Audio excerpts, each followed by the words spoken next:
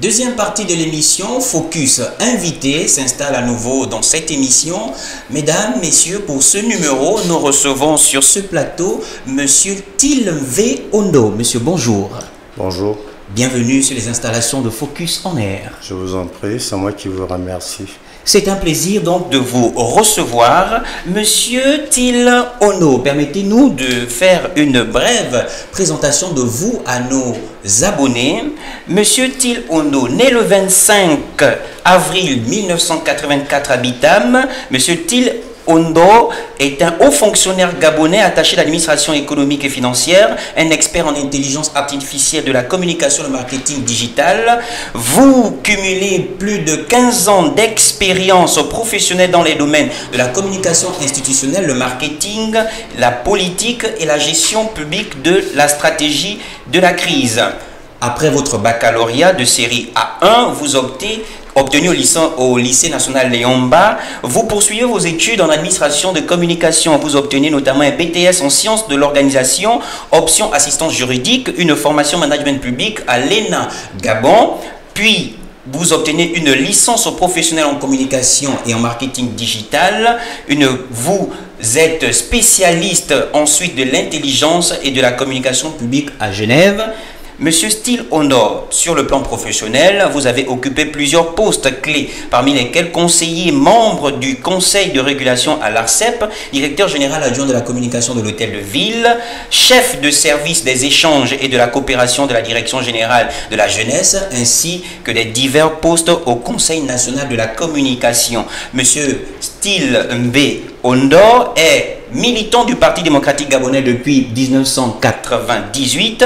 Vous totalisez donc 27 ans aujourd'hui d'engagement politique. Vous avez occupé de nombreuses fonctions au sein du parti, notamment en tant que responsable de l'UPGDG, le président du comité de base, conseiller politique chargé d'études et coordonnateur de campagnes électorales à l'échiquier national et international, plusieurs échéances électorales importantes en tant que stratège en communication pour le PDG.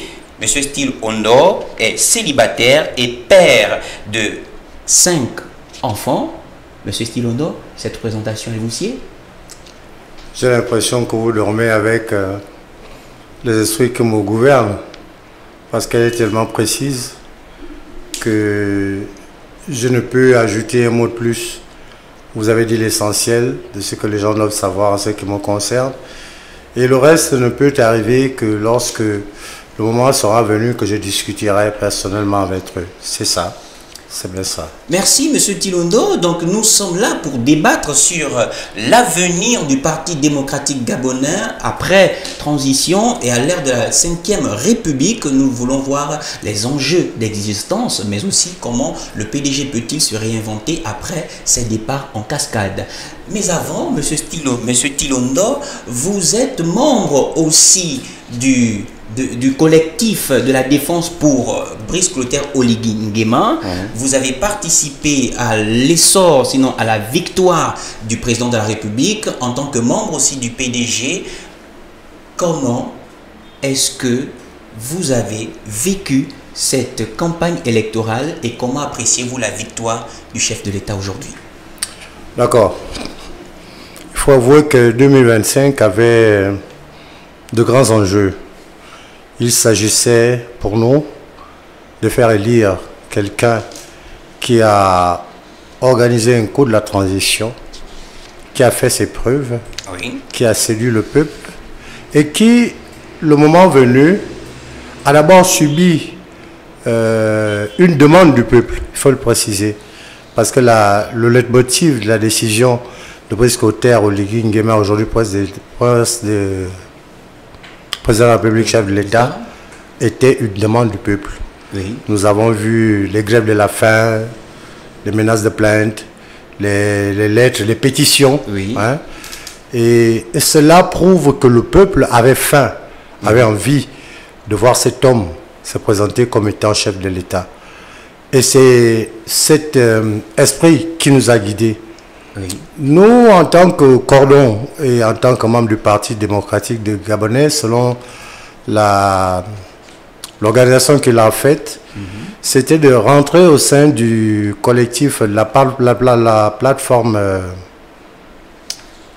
RDB, Rassemblement des bâtisseurs. Des bâtisseurs qui devaient l'accompagner. C'était pour nous un regroupement de toutes les forces vives de la nation. Très bien. Qui devait articuler les principes de cette élection accompagnés de la coordination nationale. Nous avons pleinement participé à ce RDB. Et pour moi, j'ai eu l'honneur d'être coordinateur général adjoint 2 au niveau du département d'UNTEM, avec qui j'ai eu à travailler avec des gars qui venaient de l'Union nationale et d'autres partis politiques et associations pour défendre sur le terrain la candidature de Brice Clotaire Oligui Nguema. De façon globale, c'était une belle expérience qui traduisait l'unité du peuple. Oui. Parce que regrouper autant de sensibilité dans une organisation pour une idée phare, c'était cela, l'unité du peuple. Chacun au niveau qui était le sien, avec les soutiens qui étaient le sien, arrivait à mettre en œuvre toute la stratégie possible pour faire passer l'idée de voter Brice Clotaire et Oligui Nguema. Je pense que pour le Welentem, ça a dû être plus de 94% aux élections. Et c'était pour moi une expérience nouvelle. Travailler avec des personnes que je ne connais pas pour un seul objectif, faire lire Brice Clotaire Oligui Nguema. Et ça a été une bonne expérience, une expérience particulière pour moi qui était habitué à la politique du PDG, qui avait un candidat, mais qui aujourd'hui était un soutien, qui a quelque peu participé à l'élection en tant que candidat, en tant que soutien du président Brice Clotaire Oligui. D'accord, Monsieur Tilondo, nous voyons que vous vous réjouissez des efforts consentis pour la victoire du chef de l'État. Ce n'est plus un secret, le PDG est en pleine turbulence. Ce n'est plus un secret. Des démissions à gauche et à droite, des figures clés, même du PDG. Nous aimerions savoir, Monsieur Tilondo, quelle lecture faites-vous de ces départs successifs? S'agit-il d'une crise conjoncturelle ou d'une crise structurelle? Bon, de mon point de vue, ces départs sont un non-événement. Un non-événement parce que depuis 2009, le Parti démocratique gabonais vit des démissions. À un second niveau, il faut simplement se chagriner de la leçon qui est d'avoir travaillé dans un parti et de le lâcher au moment où ça attend le moins. Souvent, certaines personnes, lorsqu'ils ne sentent plus leurs intérêts garantis par un parti politique, ils tentent à le manifester aux responsables du parti et prendre la décision qu'il faut. Le PDG n'est pas dans une zone de turbulence, il faut le dire, malgré ces démissions. Ces démissions-là ne sont-elles pas une invite ou encore une révélation d'une idéologie fragile? Non. Simplement pour dire que par principe, dans un parti politique, vous avez 2 séquences. Il y a l'admission, il y a des démissions. Tout membre qui rentre dans un parti politique rentre par l'admission. C'est-à-dire que vous arrivez au sein du parti et vous demandez une fiche d'adhésion. Par le fait d'avoir rempli cette fiche d'adhésion, vous devenez membre. Vous êtes admis dans ce parti politique. Et il y a la démission. Très bien. Qui fait en sorte que lorsque vous sentez que vous êtes en désaccord avec ce parti, vous faites votre acte de démission. Par conséquent, ce qui est traduit par notre parti politique aujourd'hui, ce que vivent les militants de notre parti politique aujourd'hui, n'est qu'une phase politique qui est déjà prévue par le règlement intérieur et par les lois qui gouvernent les associations à caractère politique. La démission. Cette démission, je le disais, n'est pas un non-événement. Parce que vous avez pour cela tous ceux-là qui quittent le parti, mais qui n'ont pas véritablement fait leur classe dans le PDG. Parce que pour arriver à être un militant qui fait ses classes, il faut commencer par le comité, par la section et par la fédération. Ensuite, on verra si vous êtes digne, vous devenez membre du Conseil national, membre du bureau politique, membres du conseil consultatif des sages, etc., etc., bien sûr, en passant par les membres du comité permanent. Cet esprit fait en sorte que vous ne pouviez pas, si vous aimez le parti, démissionner, quelles que soient les erreurs que vous pouvez faire. D'accord, M. Thilaudon, vous nous permettez de rebondir dans ce que vous dites. D'accord. Dans ce que vous dites, devions-nous comprendre en réalité que les démissions en cascade au PDG sont la résultante d'une inconstance politique, une versatilité et une absence de conviction? Mais justement, pour certains, j'approuve ce que vous dites. Et ce qui montre vraiment... Donc vous dites là que monsieur, par exemple, Paul Biya-Ogemba n'était pas convaincu de l'idéologie du PDG? Paul Biya-Ogemba était un militant qui est... Rappelons que c'était le vice-président. D'accord, je suis d'accord. Il est sorti du MCD. Il a adhéré au PDG. Il n'a pas fait ses classes. Il n'est pas dans ce parti. Il était ce parti par intérêt, s'il faut le dire ainsi, qui était le leitmotiv, qui le motivait à se maintenir là. Ce qu'il faut dire aujourd'hui aux populations, parce que nous parlons à la jeune classe politique, c'est que, tel qu'ils le vivent, le PDG n'a pas toujours voulu présenter cette image. Le PDG était un système dirigé par certaines personnes qui avaient tous les entrées qu'ils veulent à la présidence de la République. Parfois, certaines décisions en interne, je vais vous faire une fleur. Certaines décisions qui étaient prises par le parti étaient remises en cause par ces cabinets privés présidentiels. Très bien. Par conséquent, cela fait en sorte que certains militants qui, malgré le fait que l'opinion, le parti n'approuvait pas ces décisions, les faisaient valider. Mais nous, le militant de base que nous sommes subissions ces décisions et n'avions pas le pouvoir de remettre en cause ces décisions. Ce qui faisait en sorte que vous, étant X, conseiller du président, oui, ou conseiller spécial du président, vous avez la possibilité, étant donné vos liens avec le président, de remettre en cause ce que moi je dis. Entre-temps, c'est la vérité. C'est ce que veut le militant. Monsieur Thilaudon, nous sommes à l'approche des élections législatives et locales. Oui. Le PDG, dans cette phase de préparation aux élections, le PDG a-t-il encore une idéologie forte ou devrait être à la quête d'un nouveau narratif? Le PDG est en train d'œuvrer pour la jeune classe politique. Le PDG est en train d'œuvrer pour la jeunesse. Parce que la vision présentée par Bliss Colter Oligui Nguema est une vision qui, en ce sens-là, veut mettre la jeunesse au centre des responsabilités de développement de notre pays. Par conséquent, nous avons compris, pour être dans l'esprit du président Blaise Lombe et du secrétaire général Angéline Ngoma, bien sûr, ils n'ont pas donné le mandat de parler à cette émission, mais je pense, au regard des actions qu'ils posent, d'ouvrir le PDG à la jeune classe politique, parce que ce sont les personnes qui ont porté l'image que l'on a de ce parti qui démissionnent aujourd'hui.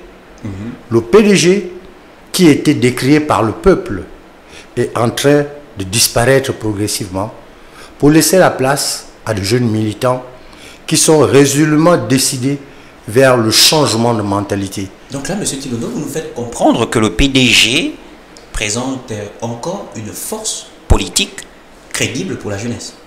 Le PDG a toujours été une force. Il le sera toujours, tant que Dieu nous le permettra. Le PDG n'a jamais failli à son devoir d'être ce parti-là qui prend à cœur le problème de la cité et de la nation. Le PDG n'a jamais failli à son devoir d'être ce pays, d'être ce parti qui a à cœur la formation des militants qui sont censés montrer aux yeux du peuple la valeur intrinsèque reçue au sein de celui-ci. Très bien. Et cela se traduit par le dialogue. La tolérance et la paix, qui sont les valeurs cardinales que nous défendons. Par conséquent, le PDG est un parti ouvert. Tous les cadres qui ont été brimés pendant longtemps, tous les cadres qui n'ont pas pu s'exprimer pendant longtemps, ont aujourd'hui un parti qui est ouvert, où ils peuvent démissionner, où ils peuvent normalement s'exprimer et faire valoir leurs idées. Je le dis parce que je vois le travail qui est fait.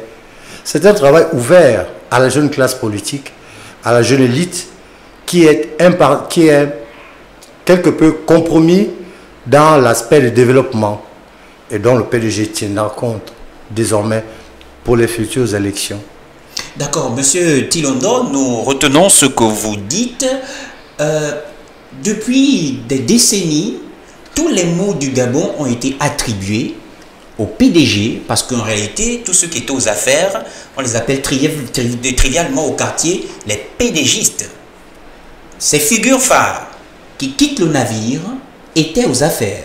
Est-ce que ces départs permettraient au PDG de redorer finalement son image aux yeux de la population? Bien sûr. C'est pourquoi nous voyons ces démissions comme étant un soulagement. Parce que par le passé, il était difficile de voir ces personnes. Vous voyez ces démissions comme étant un soulagement. Un soulagement. Simplement parce que ces personnes ont brimé, marginalisé une certaine génération qui avait de bonnes idées vis-à-vis du parti et qui aujourd'hui, par leur démission, ouvrent le parti désormais, parce que on ne peut pas prendre en mal ces démissions dans la mesure où elles permettent au parti de recruter des personnes importantes qui vont changer le parti dans les jours à venir. Ces démissions, je vous assure, sont un total soulagement pour le parti. Donc en réalité, ces démissions n'ont pas d'impact. Pas du tout, mais on s'oppose. Structural et non, autant pour moi. Non. On se pose surtout la question de savoir quelle sera la moralité de ceux-là qui vont les accueillir, parce qu'ils vont bien quelque part. Votre point de vue aujourd'hui, M. Tilondo, est-il aussi la perception générale de toute la base militante du parti? Bien sûr. Nous sommes sereins. Nous ne sommes pas impactés. Le PDG, lorsque la partie de la base sera touchée, là, nous serons impactés, mais il s'agit d'à peu près 2-3% des militants du parti, qui étaient des cadres certes, mais qui n'influençaient pas l'activité du parti, qu'ils partent.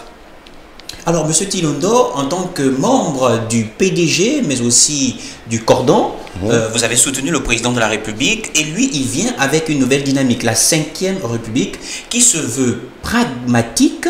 Et donc, si vous devrez là, sur ce plateau, donner un conseil au président de la République, quel serait le vôtre? Déjà, merci pour cette question. Vous me donnez l'occasion de donner un message au président de la République. Ce qu'il a fait était bien. Les Gabonais ont cru en lui. Il a désormais entre ses mains un mandat qui n'est pas dû au cours de la libération dont il a été le maître, mais qui est dû à la foi que le peuple gabonais a en lui. Qu'il travaille avec les gens qui savent. Ne pas mettre ceux qui connaissent, qui épatent avec les CV pompeux. Très bien. Aujourd'hui, il est question de demander, si c'est vous, pour dire, Monsieur Hercule par exemple, qu'est-ce que vous savez faire? Qu'est-ce que vous pouvez faire? Je vais atteindre ces objectifs. Si le droit lui permet à M. Hercule de dire, Monsieur le Président, je sais faire de la communication, qu'on lui confie la communication et qu'on le mette à l'épreuve. Donc vous demandez, là le conseil que vous donnez au président de la République, c'est de faire confiance aux compétences qu'aux diplômes. Tout à fait. C'est par les compétences que les États-Unis se sont créés. Ils ont pris le maçon qui savait monter les briques. Très bien. Sans pour autant prendre appui sur les diplômes. Ils ont pris le cuisinier. Ils ont pris le chauffeur. Mais c'est par cet assemblage de compétences que cette grande nation s'est créée, dont nous sommes plus certains fiers. C'est la même chose qu'il doit faire pour le peuple gabonais. Il a 7 ans. Qu'il convie le pays à la construction. Qu'il confie le pays à ses compétences. Très bien. Parce qu'il y en a plusieurs. Qu'il aille et permette à tout un chacun de faire prévaloir ses compétences. Parce que ceux qui aiment le Gabon sont difficilement ceux-là qui sont souvent devant. Lorsque le président arrive pour le saluer, c'est souvent derrière qu'ils sont. Que le président se permette, lors dans ses services protocolaires, de les saisir. Nous sommes prêts, beaucoup de personnes sont prêtes à aider le président, à participer à l'édification de la nation gabonaise. Vous êtes prêt à participer à l'édification du Gabon nouveau. Monsieur Till V. Ondo vous a cumulé ici 27 ans d'expérience politique. Monsieur Till Ondo serait-il candidat aux échéances électorales à venir? Je suis obligé de répondre à ça.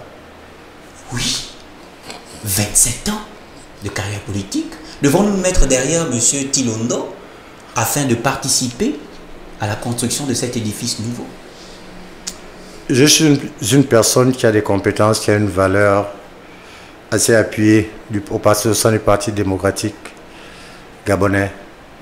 Et je ne suis pas le décideur. Si le parti estime que j'ai la compétence d'être candidat à l'élection, je le serai peut-être. La décision ne m'importe pas parce que je fais partie d'un parti qui a ses raisons de choisir une candidature. Mais je ne vais jamais faillir à mon devoir si toutefois je suis choisi par mon parti. Bien, Monsieur Till Ondo va répondre à son devoir des citoyens si et seulement si il est porté à candidature par le Parti démocratique gabonais. Nous vous souhaitons bon vent dans votre carrière politique. Nous avons reçu sur Focus invité Monsieur Till V. Ondo. Et monsieur, merci d'être passé. C'est votre maison. Revenez quand vous voulez, mais aussi merci d'avoir répondu à notre invitation. C'est moi qui vous remercie. Un mot? Bon, juste dire au peuple gabonais, étant donné que vous avez plus cité l'aspect politique, que le Parti démocratique gabonais connaît une phase que beaucoup de familles peuvent connaître. Car en réalité, dans la vie, il n'y a que la séparation. La séparation par le mariage. Parce que lorsque une famille se décide à mettre en mariage sa fille ou assister au mariage de son fils, soyez-en sûrs, il y a la séparation vis-à-vis des gens que vous aimez. La séparation par la mort. Vous aimez votre parent, père, mère, soit-il, de tout votre cœur. Mais cet homme est appelé à se séparer de vous. Mais la vie doit continuer. La vie réserve beaucoup de surprises. Très bien. Et c'est ce que le Parti démocratique réserve. C'est surtout à l'endroit des jeunes cadres qui ont voulu toujours être membres de ce parti, mais qui étaient démotivés, qui n'étaient pas, comment dire, je vais le dire, motivés par la présence de certains anciens qui faisaient le développement d'une certaine idéologie qui était contre les valeurs politiques. Très bien. Ces personnes sont parties. Oui. Le parti est ouvert.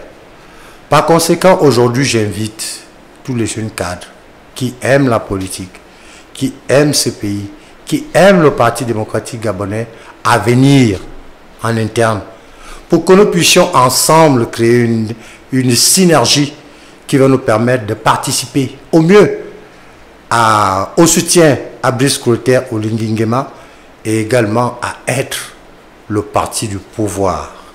Merci Monsieur Till Ondo qui déclare ici que le Parti démocratique gabonais est ouvert, il se porte bien, cette démission ne l'affecte pas et il se présente toujours comme étant une force vive dans le domaine politique de la nation et réserve de nombreuses surprises aux prochaines élections électorales.